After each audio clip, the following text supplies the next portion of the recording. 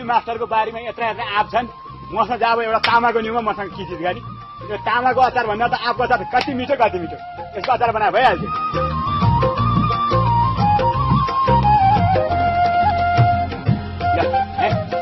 झुट्टो छ मलाई बच्चाले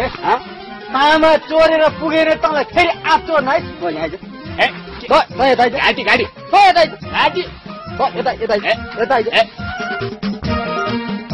नगइकन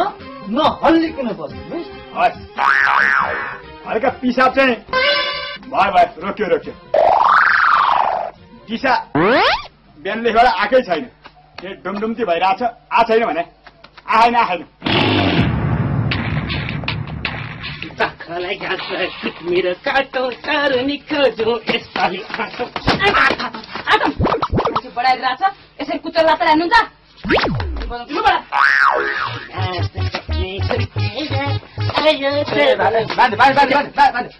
भाउजू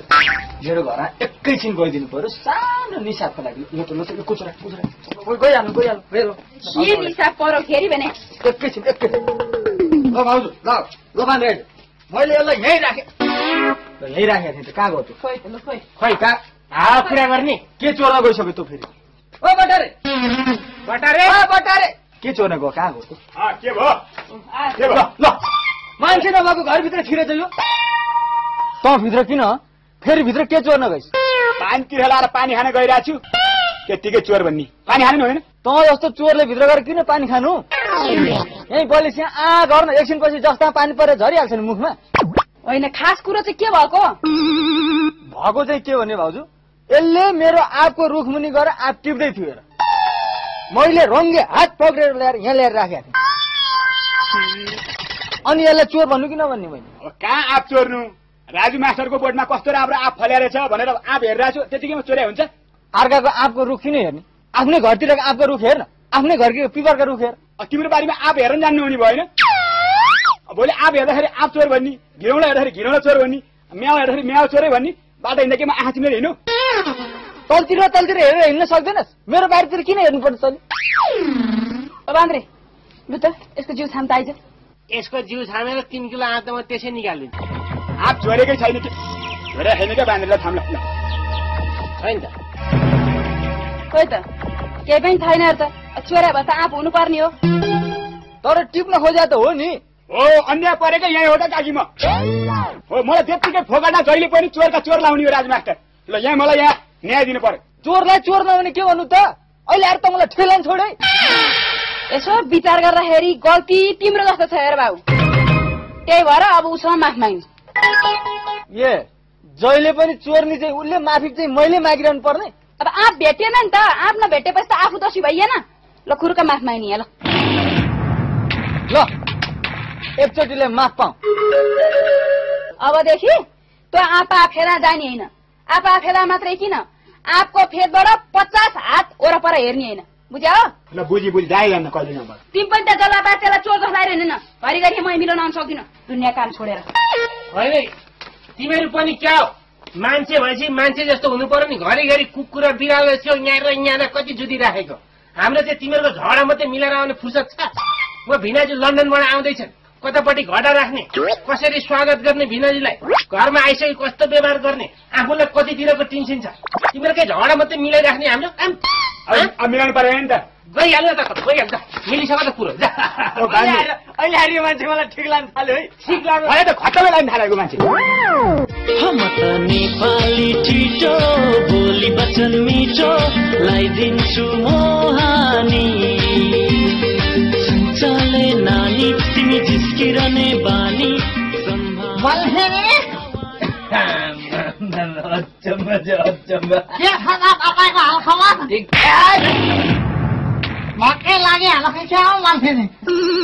के गर्नु भएको धन्दिया ढाड भएको छैन अब तपाईँले यस्तो गर्नु मैले पनि यस्तो गर्नु पर्यो भनेर फेरि लाग्यो कि क्या हो किन लागेन झ्याप्पै हात यस्तो गरेको झुकेर लाग्यो मान्छे नि गरेकाउनुहोस् न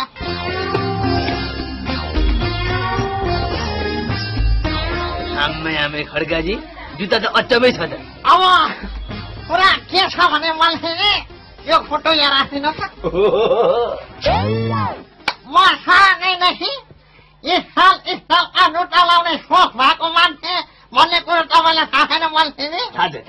झ्याप्पै छोराले यो जुत्ता लाएर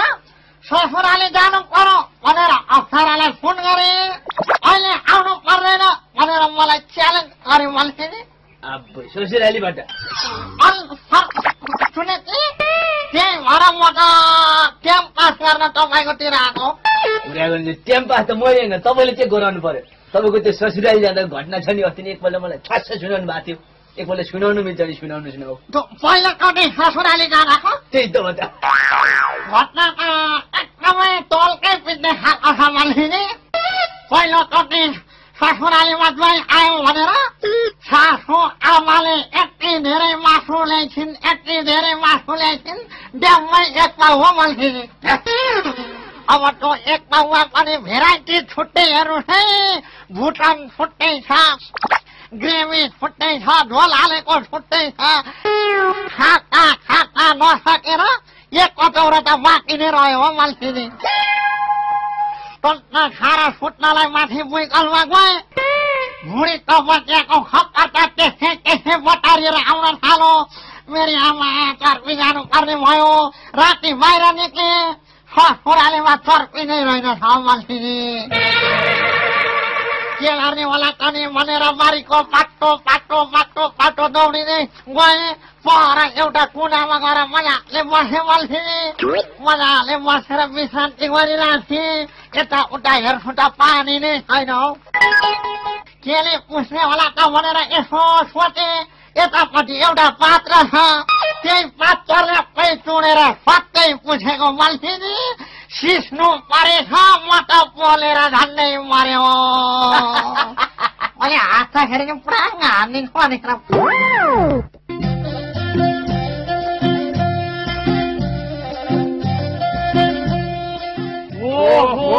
सम्झिज्यू भयो यसो नगरौँ अस्ति यसो गरेर ढोकभेट गर्दाखेरि झन्डै घोक्रो भाँचेर अस्पताल जानु परेको थियो त्यही त अनि अहिले कहाँ टाढै पुगेर सम्झिज्यू धान सबै रातै भइसकेछ मोल छरेर आएको म पनि तपाईँको ज्वाइँलाई धान गोड्न जा भनेर भनेको थिएँ गोड्न गएको छ कि छैन भनेर हेर्न हिँडेको कस है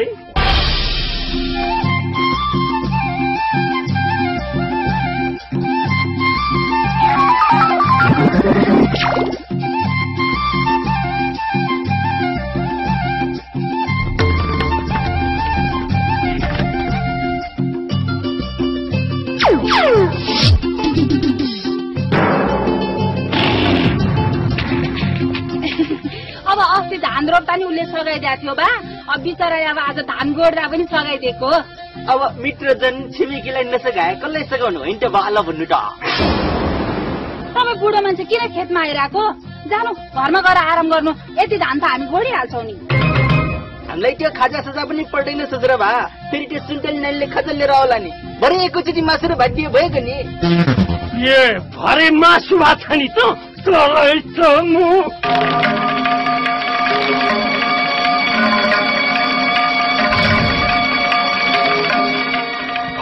मेरो छोरीलाई त के मेरो घरमा मात्र हेरिस् भने पनि मेरो आँखा झिकेर कुच्चा खेल्छु छोरी नै त्यस्तै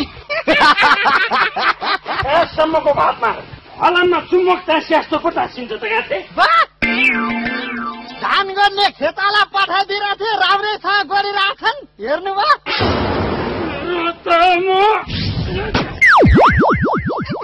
तँलाई पो लाग्छ